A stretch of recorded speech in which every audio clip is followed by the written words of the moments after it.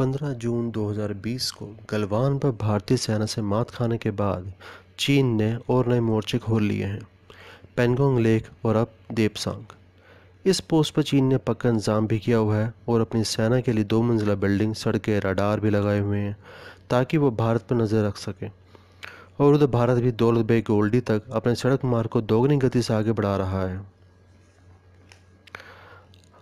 वैसे आजकल पेंगोंग लेक पर एक वीडियो भी सोशल मीडिया पर काफ़ी वायरल हो रहा है और इस वीडियो में आप देख सकते हैं चीनी सेना की अच्छी खासी मौजूदगी, और वो भी अपने सारे साजो सामान के साथ।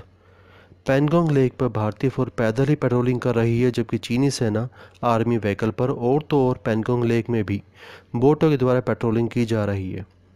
और ये वाक़या है सितंबर 2019 का।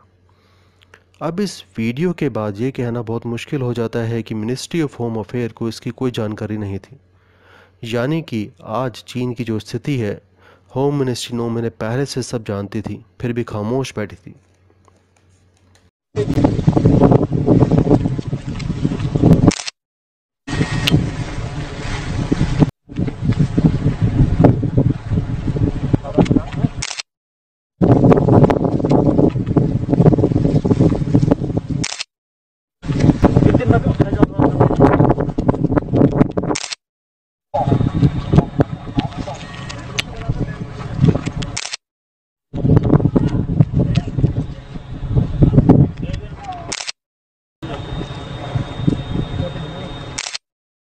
आ गई।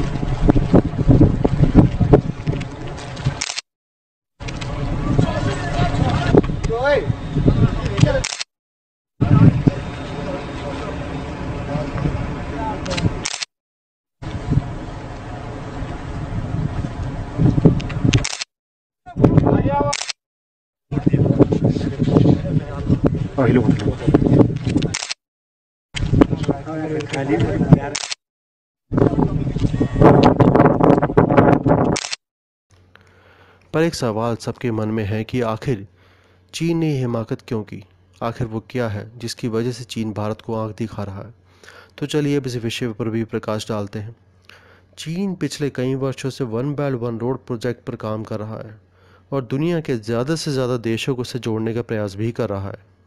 वन बेल्ट वन रोड चीन की इस महत्वाकांक्षी परियोजना का अनुमानित बजट करीब $900 मिलियन है और यह परियोजना Asia, middle east, Europe, America, Africa होते हुए जाएगी। किंतु भारत ने इस परियोजना का हिस्सा बनने से साफ इनकार कर दिया, क्योंकि यह परियोजना पाकिस्तान ऑक्युपाइड कश्मीर से होकर गुजरती है और कश्मीर भारत का अभिन्न हिस्सा है।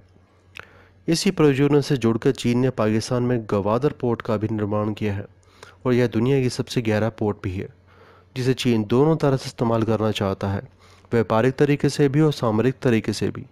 इस गवादर पोर्ट का पूर्ण प्रबंधन चीन के हाथों में है, जो कि चीन के पास 43 सालों के लिए लीज पर है, मतलब 2059 तक यह चीन के पास है। तो चलिए वापस चलते हैं वन बेल्ट वन रोड पर। अब एक तक करीब 138 देशों ने चीन के साथ MOU साइन कर लिया है और अब चीन यूरोप के ज़्यादा से ज़्यादा देशों को इस प्रोजेक्ट से जोड़ने की कोशिश भी कर रहा है। अब चीन की इस महत्वाकांक्षी परियोजना और इच्छा शक्ति के बीच भारत ने कश्मीर से धारा 370 को हटाने का फैसला किया और यहीं से पहले पाकिस्तान और फिर चीन की परेशानियां बढ़ गईं। उसके बाद भारत की तरफ से पाकिस्तान ऑक्युपाइड कश्मीर पर 2019 में बालाकोट एयर स्ट्राइक। यहाँ से चीन को खतरा लगने लगा कि कल को अगर भारत ने पाकिस्तान ऑक्युपाइड कश्मीर पर कब्जा कर लिया तो चीन की करोड़ों डॉलर की इन्वेस्टमेंट का क्या होगा और उसका सिल्क रूट जिंदा करने की महत्वाकांक्षा का क्या होगा। इसलिए आज चीन अपने पैसों को बचाने के लिए और अपनी महत्वाकांक्षाओं को बचाने के लिए भारत के ग्राउंड यानी कि लद्दाख और जम्मू कश्मीर पर बिन बुलाए मेहमान की तरह आकर बैठ गया है। हमें उम्मीद है कि अब आप समझ गए होंगे कि वो क्या है जिसने चीन को इस हद तक मजबूर कर दिया, और हमें यकीन है कि अब चीन अपनी इस गलती पर हमेशा पछताएगा कि उसने ऐसा किया तो क्यों किया।